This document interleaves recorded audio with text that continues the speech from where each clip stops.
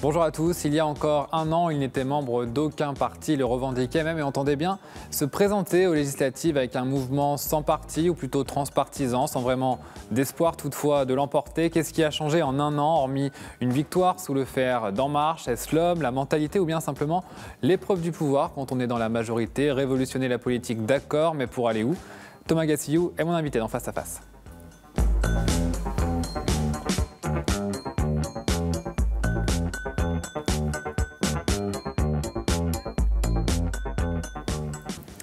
Bonjour Thomas Gassillou. Bonjour. Ça fait donc 5 mois maintenant que vous faites partie de cette grande majorité présidentielle à l'Assemblée nationale. Vous étiez venu ici quelques jours après votre élection. Est-ce que vous comptez toujours révolutionner la politique de l'intérieur ou vous êtes un peu redescendu sur terre maintenant que vous êtes confronté à l'épreuve du pouvoir?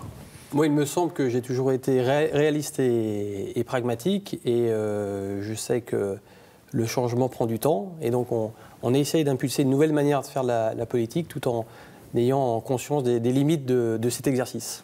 Vous en avez vraiment pris conscience de ces limites, c'est-à-dire que vous n'êtes pas arrivé avec plus d'espoir et forcément... Non, vous savez, moi, précédemment, ça faisait 10 ans que j'étais élu local, maire, et maire, j'ai déjà eu l'expérience des fois de vouloir changer des choses rapidement et de me rendre compte qu'il y avait un nombre important de critères, de paramètres à prendre en compte et que parfois les choses prenaient du temps. Donc j'ai appris aussi à être patient. Et est-ce que vous sentez quand même que la volonté est toujours là? Ce n'est pas non plus le même niveau que maire. Maire, vous, entre guillemets, vous étiez maître des choses, au moins sur votre commune. Là, vous faites partie des maîtres, mais vous n'êtes pas le maître. Est-ce que vous sentez qu'il y a quand même une volonté? Je pense que la volonté, elle y est toujours. Et je pense qu'il faut qu'on cultive cette flamme qui nous a portés ici. Il ne faut pas qu'on s'assoie, il faut qu'on reste acteur. Et moi, une des méthodes que j'ai trouvées pour justement rester toujours éveillé à l'écoute des aspirations de la population, c'est d'être souvent sur le terrain. On lance cette semaine des réunions publiques, on va en faire une par semaine sur le territoire. Et vraiment, ces réunions, ça permet d'être connecté à la réalité des choses et d'assumer finalement ce qu'on décide à Paris. On va en parler, mais d'abord, qu'est-ce qu'aujourd'hui, qu'est-ce que c'est finalement le macronisme à l'épreuve du pouvoir? Parce qu'on a tendance à plus trop faire la différence entre le parti En Marche, on dit que c'est devenu un parti comme les autres. Quelle est la différence aujourd'hui encore qu'il y a avec l'ancienne politique, ce que vous appelez le vieux monde? Moi, je n'appelle pas ça le vieux monde, mais je pense que la différence essentielle, c'est la volonté qui nous anime toujours de vouloir dépasser les clivages partisans qui ont parfois fait perdre beaucoup de temps à la France, en essayant de trouver des grands équilibres dans les décisions qu'on prend, dans les équilibres budgétaires, dans des questions d'organisation. Donc c'est ça un point important. Et puis un point important également, c'est la vision sur l'Europe. Je crois qu'on a une France qui est en train de retrouver sa place dans l'Europe et dans le monde. Et je crois que c'est d'un des piliers de ce qu'on veut mener dans les années qui arrivent. Je voudrais qu'on s'attarde un peu sur la façon de gouverner d'Emmanuel Macron. Il y a différents sondages auprès des Français et à chaque fois, c'est à Nicolas Sarkozy qui est assimilé le chef de l'État. Est-ce que vous comprenez cette comparaison? C'était pas forcément son modèle à la base? Non, sur quel paramètre, je ne sais pas sur quoi ça... Dans la manière d'être, peut-être. On parle d'hyper-présidence. Peut-être, mais de fait... la Ve République est, par sa nature même, celle d'un président qui a beaucoup de pouvoir.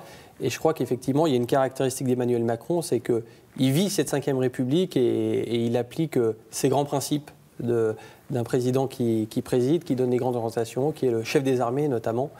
Et donc voilà, c'est peut-être un point commun avec Nicolas Sarkozy. On est loin quand même du modèle horizontal qu'il prenait. Vraiment, c'est un pouvoir vertical là pour le coup.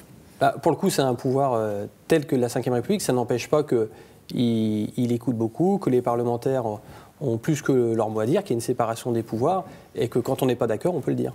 Alors vous avez un Premier ministre de droite.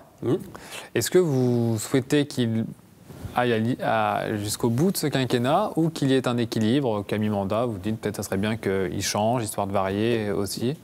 C'est pas à moi d'en décider, mais je pense que la stabilité est plutôt bonne et qu'aujourd'hui il remplit correctement sa mission et que c'est un homme de talent et donc moi plus il pourra durer longtemps et je pense mieux ce sera. Quel rapport vous avez si vous en avez, avec le Premier ministre? On sait qu'au début il recevait beaucoup les parlementaires à Matignon. Il il vient déjà plusieurs fois par semaine à l'Assemblée nationale, donc je le croise comme les autres parlementaires. Et ce sont des rapports très, très bons et même plus que cordiaux, ce sont des rapports conviviaux parce que c'est un homme qui a beaucoup d'humour, qui a une grande expérience, qui a été maire du Havre. Et c'est vraiment très intéressant d'échanger avec lui. Il y a ce remaniement annoncé, ou plutôt réajustement. Alors on se parle, on ne sait pas de ce qu'il en est. En tout cas, est-ce que vous comprenez que ça prenne tant de temps toujours quand ces annonces de remaniement, c'est-à-dire qu'on l'annonce plusieurs semaines à l'avance, finalement on a l'impression que tout se décide le jour même. Je n'ai pas suivi cette affaire de très près. Effectivement, je pense qu'on pourrait être peut-être plus prudent quand on annonce des dates. On pourrait annoncer des dates quand on est sûr de ce qu'on a annoncé. Et je pense qu'il faut également prendre en compte le nombre de sujets qui sont actuellement ouverts en discussion. C'est vrai que parfois, il y a un embouteillage dans les priorités. Et donc, si on s'est trompé sur la date et qu'on n'est pas bien sûr de la décision, autant attendre un petit peu avant d'attendre. Et en même temps, personne n'a demandé au gouvernement de faire un remaniement. Pourquoi avoir choisi de faire un remaniement maintenant si justement il y a beaucoup de sujets, comme vous le dites? Je ne suis pas sûr que ça sera un grand remaniement, à mon avis, ça sera des petits ajustements. Mais il y avait, je crois, la volonté de changer de porte-parole du fait de ces nouvelles fonctions. D'où la nécessité de faire des petits ajustements. Est-ce que on a l'impression que soit c'est qu'il y a des bisbilles en interne, soit il y a des choix qui ne font pas l'unanimité, ou bien c'est parce qu'il y a toujours cette volonté justement d'avoir un équilibre gauche-droite et donc il y a toujours ces calculs?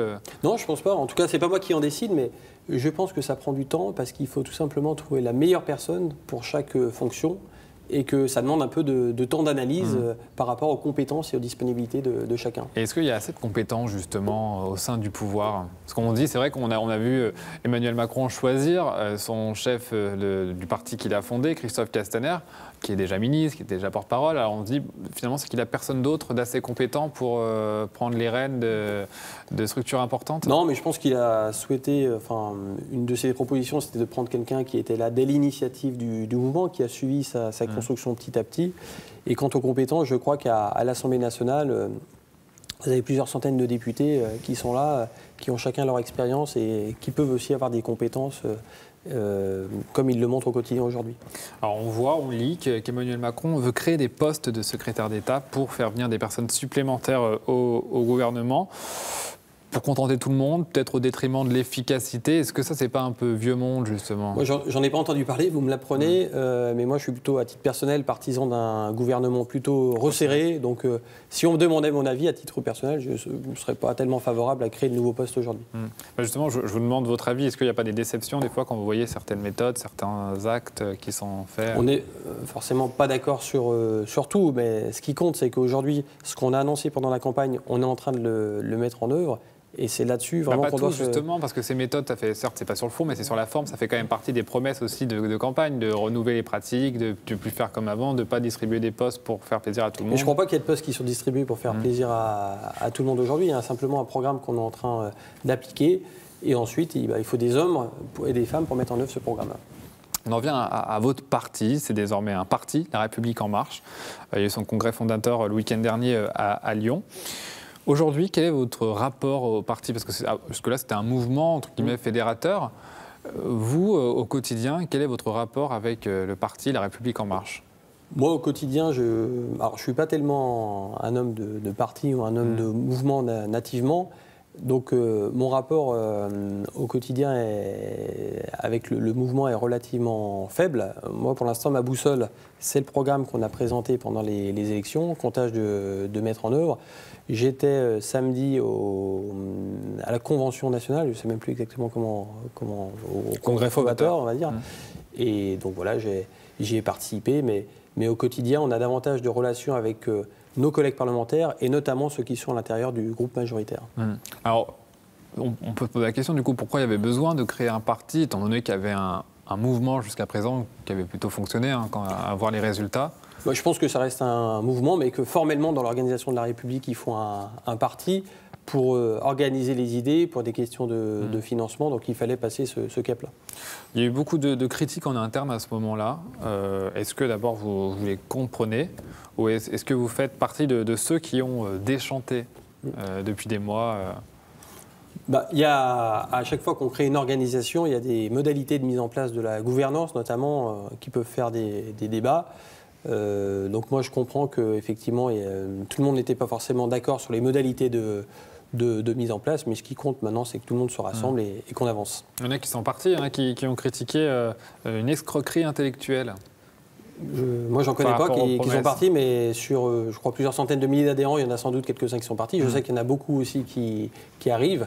Moi, il y avait un point sur lequel j'ai donné mon avis, puisque je pensais qu'on aurait pu faire autrement, c'était sur le vote du bureau exécutif. Je pense qu'on aurait dû faire un vote à bulletin secret. Moi, à chaque fois que j'ai dirigé des assemblées, que ce soit des conseils de comités syndicaux, dans le syndicat des eaux, à la mairie, quand il y avait une personne dans l'assemblée qui voulait qu'on vote à bulletin secret, je respectais son avis et je la faisais voter à bulletin secret. Donc c'était un des points de différence sur lequel j'ai exprimé mon avis. Finalement, les règles du mouvement indiquaient qu'il fallait une majorité de personnes qui le demandent. Ça n'a pas été le cas, donc je me conforme à ces règles. Et là aussi, vous comprenez que ça puisse nourrir, entre guillemets, la polémique, les soupçons. On dit, c'est vrai que il y a beaucoup de nouveaux députés, novices, amateurs. On parlait de députés Godillot. On se dit c'est toujours une façon un peu de les contrôler, entre guillemets. Mais regardez les députés, les fameux nouveaux députés. Il y en a beaucoup qui ont eu des expériences dans le privé extrêmement importantes. Il y a des anciens élus locaux. Et donc finalement, quand on regarde de près, ils ne sont pas si nouveaux que ça. Est-ce que si Emmanuel Macron n'avait pas choisi Christophe Castaner, n'avait pas désigné Christophe Castaner, ça aurait été Christophe Castaner qui aurait été choisi par la majorité? Je ne suis pas assez bon connaisseur de ce mouvement pour vous le dire. Je sais qu'il faisait consensus auprès de la majorité. Oui, une fois quand le chef a décidé, en général, ça aide aussi. Mais même précédemment, c'est quelqu'un qui est convivial, qui est là depuis le début, et donc il y avait un consensus qui se dégageait à son égard. Ça ne vous choque pas qu'il puisse être patron du parti majoritaire et garder un portefeuille ministériel? Ça ne me choque pas, mais je préférais qu'il en soit autrement si possible, parce que je pense qu'on réalise bien sa mission quand on est concentré dessus. Chef de parti, c'est quelque chose qui demande beaucoup d'engagement et beaucoup de temps, et donc je préférerais à titre personnel qu'il se concentre sur cette mission. Et est-ce que ça vous choque pas, comme beaucoup de gens, que ça soit pas, que cette réflexion-là soit pas, automatique, enfin, soit pas la norme, quoi, qu'on se dise pas, oui, c'est logique qu'ils ne puissent pas être les deux. Non, ça ne me choque pas. Il y a des règles qui sont fixées par la Constitution. C'est le Premier ministre qui propose. Donc ensuite, c'est le Premier ministre qui, finalement, dans la composition de son gouvernement, juge en fonction du projet qu'on veut dérouler pour la France, qui est le plus pertinent pour chaque mission. Et si, parmi ces personnes, il y a une personne qui dirige un parti, moi je pense qu'il faudrait plutôt l'éviter. Mais si le Premier ministre juge que c'est la bonne solution, c'est à lui d'en décider. Quand vous entendez l'argument que, après tout, Christophe Castaner, il a besoin d'un salaire, alors qui est un peu faux, parce que s'il n'était pas ministre, il reviendrait député, il aurait quand même un salaire qui est assez conséquent, qui n'est pas un SMIC. Vous ne dites pas quand même que à leur tour, ils sont quand même coupés des réalités. Enfin, est-ce que des gens lambda peuvent entendre cet argument on lui garde une place au chaud parce qu'il a besoin d'un salaire? Je trouve que c'est effectivement pas pertinent de le dire, dans le sens où effectivement, on a dans le pays beaucoup de personnes qui sont dans des situations difficiles et que, effectivement, c'est pas ce qui doit guider au quotidien notre action. On voit, je disais, vous en parlez, on ne voit pas beaucoup à Paris. Vous préférez être en circonscription. C'est un choix? Non, à Paris... en tout cas, moins que la moyenne, que certains. J'ai eu à Paris une mission extrêmement importante là, qui vient de se terminer, qui était rapporteur du budget de l'armée de terre. C'est un budget assez conséquent, de quasiment 9 milliards d'euros. Donc j'ai construit mon rapport qui fait une centaine de pages pour le budget 2018. Et ça m'a demandé énormément de déplacements sur le terrain et d'auditions à Paris ou même de déplacements à l'étranger. Donc voilà, cette mission vient de se terminer. Et même en circonscription, je n'ai pas pu être aussi présent que ce que j'aurais voulu être. Et justement, on lance ce soir un nouveau cycle de réunions publiques qui nous permettra chaque semaine d'être dans une commune différente de la circonscription. Alors c'est ça, sur la méthode. Bon, alors certes, vous étiez occupé jusqu'à présent, mais en tout cas, vous privilégiez votre fonction sur le terrain dans votre circonscription. C'est un choix, chacun travaille comme il l'entend.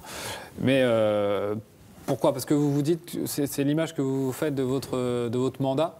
Non, j'essaie de trouver un équilibre. Je privilégie. Je disais les réunions chaque semaine, c'est ça? Des réunions régulières chaque semaine. Donc les jeudis soirs. Ouais. Je disais des permanences mobiles. Enfin, c'est pas tous les députés qui font ça. Tout à fait. Donc moi, mon équilibre, c'est d'être grosso modo du mardi au jeudi à Paris. Le jeudi, comme aujourd'hui, de revenir, de faire une permanence mobile, une réunion publique, et effectivement, ensuite d'être le vendredi, samedi, dimanche et lundi en circonscription. Est-ce que vous sentez cette volonté de l'exécutif de réduire le nombre de parlementaires? Enfin, c'est un fait. Est-ce que pour vous, ça ne va pas dans le sens inverse, vous qui prenez des élus, des parlementaires présents sur le terrain? Donc Est-ce que ce sera plus compliqué si on décide de réduire le nombre de parlementaires? Quand on mène une réforme, elle a forcément des avantages et des inconvénients. Donc il y a la volonté effectivement aujourd'hui qu'il y ait moins de parlementaires, il y avait moins un tiers dans le programme. Et effectivement, il faut qu'on veille à ce que les parlementaires restent connectés sur le terrain au quotidien. Mais est-ce que c'est compatible justement avec cette Je pense volonté? que c'est compatible. C'est toujours pareil, c'est un équilibre qu'on trouve en réduisant le nombre de parlementaires, mais en gardant des circonscriptions à taille humaine, sachant que les circonscriptions font déjà 130 000 habitants. Donc raisonnablement, je pense qu'il ne faudrait pas dépasser des circonscriptions de 150 ou 200 000 habitants. À ce sujet, le président de l'Assemblée nationale, François de Rugy, mène des travaux pour réformer le fonctionnement de l'Assemblée nationale, le rôle du député. Vous qui avez du recul, qui en tout cas un regard neuf sur le Palais Bourbon, qu'est-ce que vous suggéreriez? Alors j'ai un regard neuf, mais pas beaucoup de recul, puisque ça fait que 5 mois que je suis élu. Vous pouviez avant observer l'Assemblée en y étant extérieur, maintenant vous y êtes.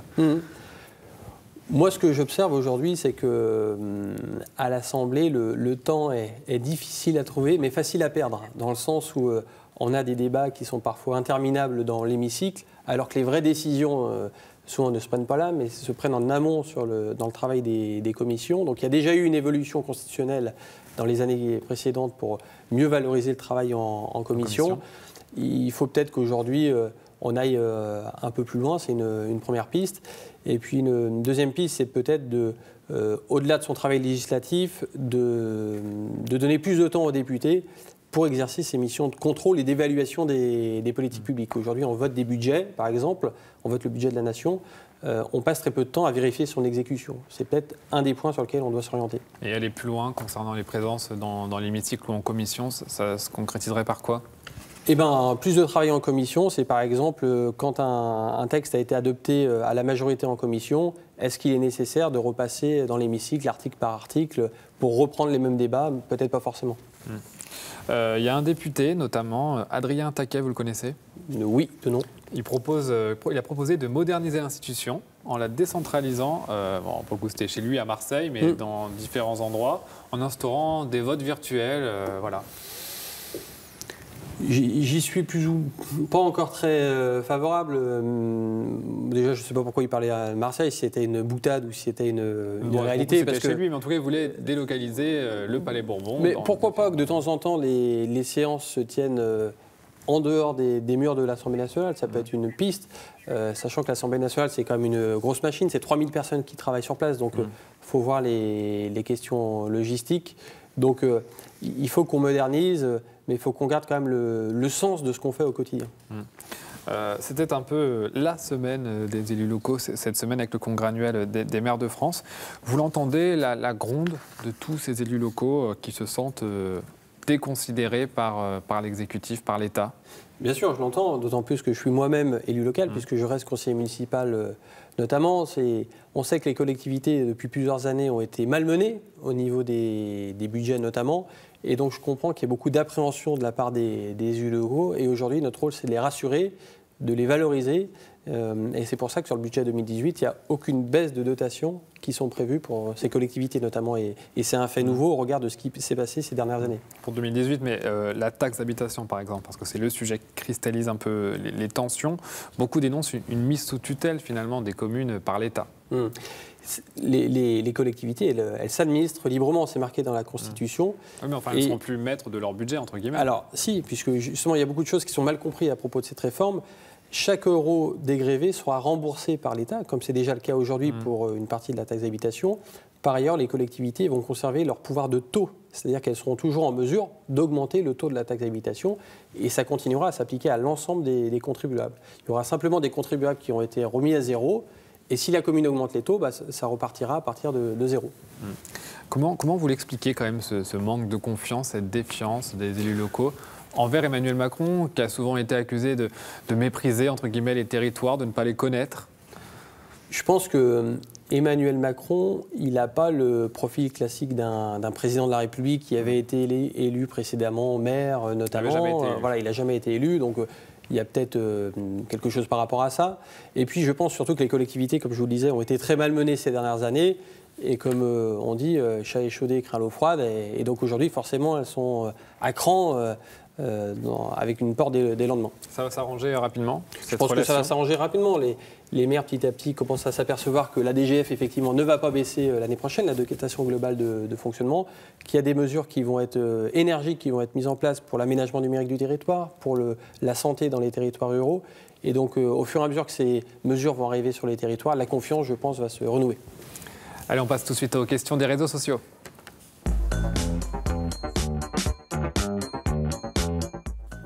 Juste cette phrase, Delvin Richard, on en a beaucoup parlé ces derniers temps, elle vient de prendre sa retraite, c'est l'ancienne intendante de l'Élysée qui était chargée d'encadrer les voyages officiels du palais et qui critique le melon du camp Macron, ce sont ses mots. J'en ai vu des arrogants, mais à ce point-là, jamais. Elle n'est pas la première à porter ce jugement, surtout ces jeunes, sur l'équipe en tout cas, ces jeunes qui entourent le président de la République depuis sa campagne. Est-ce que vous pouvez l'entendre, cet argument, cette critique? Je peux l'entendre, mais de ce que je vois moi, je le comprends pas, dans le sens où je suis de temps en temps à l'Élysée, je discute avec son équipe, je vois le président de la République régulièrement et je ne sens pas une distance importante qui s'installe, mais ça reste quand même le chef de l'État. Il y a eu beaucoup de polémiques ces dernières semaines sur toujours, on en revient à l'islamisme, sur la question de l'islamisme dans la société. Il y a eu une polémique aussi qui peut être anecdotique, mais avec la Barbie voilée. Je profite de cette question pour élargir et essayer de comprendre un peu votre vision de la laïcité, parce que on entend toutes les polémiques en ce moment, on n'entend pas Emmanuel Macron. Alors, je crois savoir qu'il doit tenir un discours à ce sujet début décembre. Mais c'est vrai qu'on lui reproche de ne jamais avoir été vraiment clair sur cette question, notamment pendant sa campagne. C'est vrai qu'Emmanuel Macron, c'est un président qui s'intéresse à l'économie, tout ça. Les questions de société, ça a l'air de moins être sa tasse de thé. Est-ce que vous aussi, vous souhaiteriez quand même une certaine clarification? C'est important que le chef de l'État donne sa vision des choses. Ça pourrait trancher, entre guillemets. Moi, je n'ai pas senti de flou à ce sujet-là. Je pense qu'on partage une vision de la laïcité qui doit s'appliquer de partout, avec la liberté de croire ou de ne ça, pas c'est croire. Ce que tout le monde dit. Mais après, vous savez qu'il y a des laïcités de Valls, il y a des laïcités beaucoup plus ouvertes, beaucoup plus... Je pense qu'on peut avoir des différences de sensibilité. Moi, je suis sur une application stricte de la laïcité, parce que... vous reconnaissez, par exemple, dans le discours de Manuel Valls? Oui, dans certains éléments, voilà. Je ne le connais pas précisément, son discours, mais effectivement, je pense qu'on partage certains points. Est-ce que pour un chef d'État, justement, Emmanuel Macron ne s'occupe pas trop de l'économie au détriment du reste? Non, je ne pense pas. Regardez ce qu'il fait sur la scène internationale. Enfin, il y a, regardez un peu le regard qu'ont les étrangers aujourd'hui sur la France, la place que la France reprend sur la scène internationale. C'est un point qui devrait tous nous intéresser. Sans transition, les moyens alloués à Brigitte Macron, 440 000 € par an. Est-ce que ça vous paraît... Alors, il faut noter que c'est moins que ses prédécesseurs. Est-ce que ça vous paraît quand même démesuré en 2017? Déjà, c'est très bien de rappeler que c'est moins que les prédécesseurs. Je pense que là-dessus, il faut être à la fois parfaitement transparent et en même temps ne pas sombrer dans la démagogie, dans le sens où... on sait très bien que dans les déplacements officiels, le protocole parfois demande que l'épouse du président de la République soit là. Et donc, si on est dans cette démarche-là, il faut donner un peu de moyens à l'épouse du président de la République. On a appris, c'était au début du mois, ces petits arrangements entre amis chez En Marche où des députés embauchent leurs enfants respectifs en tant que collaborateurs. Est-ce que vous en avez entendu parler en interne? Et quel est votre avis? Moi, j'en ai entendu parler par la presse. Et s'il y a de telles pratiques, bien sûr, je les dénonce. Et je pense qu'il faut lutter contre. Mais je demande là-dessus d'être extrêmement prudent et de vérifier ce qui est, annoncé. Il y a peut-être eu à la marge quelques députés. Dans ce cas-là, je pense que c'est une erreur qu'ils font. En tout cas, par rapport aux chiffres qui étaient précédemment annoncés, par exemple des emplois familiaux que l'on a interdits, je pense qu'on est maintenant sur un phénomène vraiment à la marge. Allez, on passe aux dernières questions cash et sans langue de bois.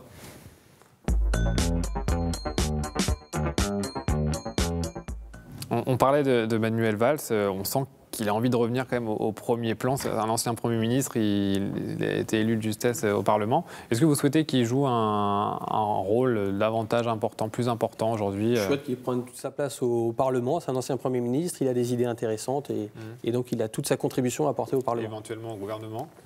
Je pense pas, je pense qu'il faut un peu laisser place à des nouveaux visages.